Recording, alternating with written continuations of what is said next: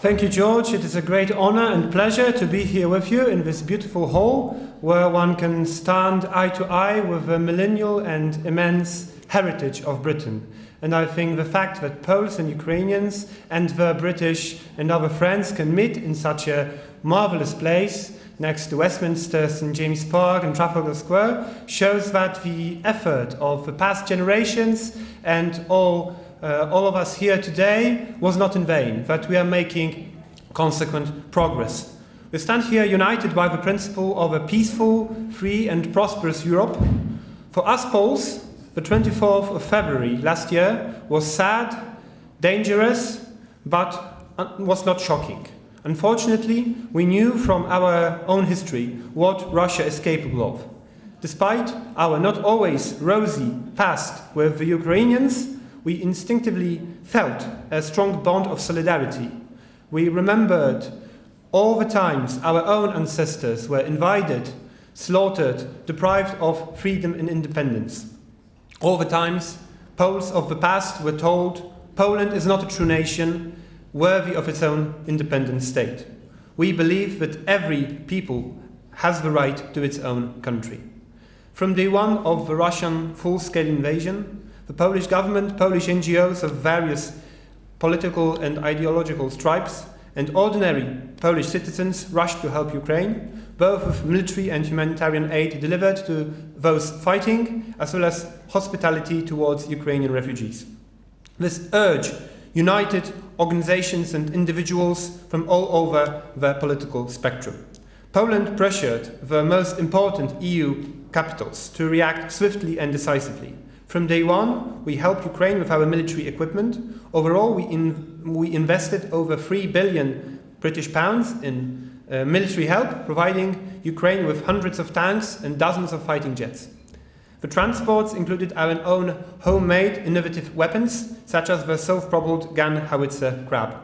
For many years, we have been trying to convince the biggest EU countries, especially Berlin, to loosen their ties with Russia, to convince them that Russia is a possible aggressor and not a reliable partner with which one can negotiate, settle an agreement and then work hand in hand. We tried to convince them that we should, as Europeans, reduce our dependence on Russian energy resources and that we should gradually rebuild our own military equipment, our armies. The full-scale invasion of Ukraine unfortunately showed very clearly as it can be, who was right and who was wrong. And this quick and decisive help to Ukraine would not be possible if Poland was not able to have a sovereign foreign policy, and many today want to dismantle this very important mechanism in the European Union.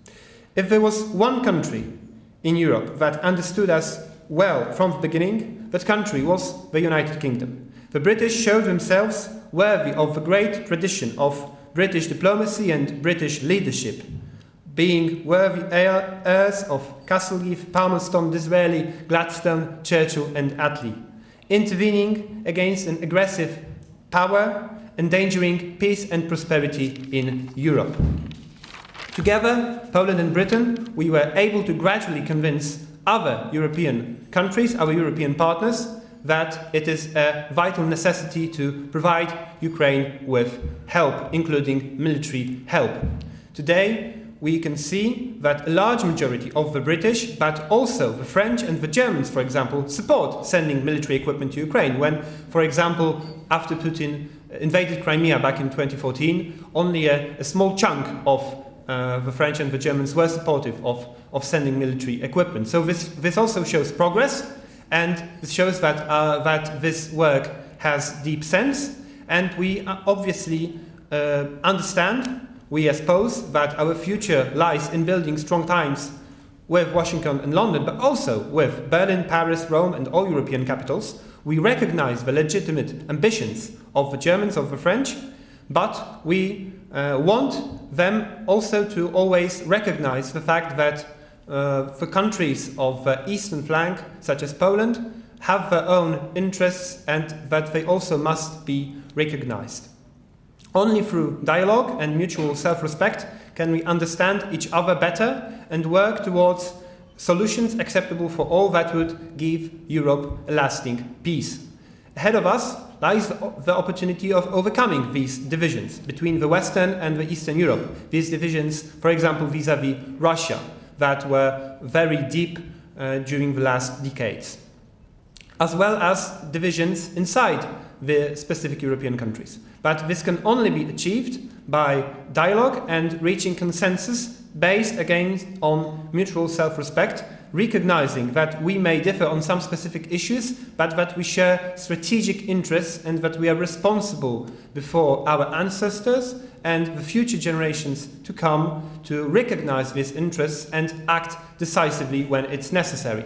And the same goes for the relations between Poland and Ukraine in this new turbulent world, where obviously we may and will differ on some issues, but we must and should work in a mindset of reaching a consensus based on mutual self-respect and the understanding that we may have divergent interests in some areas, but this doesn't exclude cooperating deeply on many crucial topics.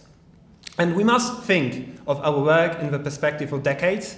This conflict, not only in Ukraine, but I mean this global turbulence, this global reshaping of the global world order will take, we hope that peace in Ukraine will be as quick as possible, but this global turbulence will probably last for many years or decades to come, and we must think in the perspective of decades of patient, systematic, consequential work. And Ukraine deserves peace and independence, as all European peoples do. And together we should all strive to achieve a just and stable future for us and the future generations of Europeans. Thank you.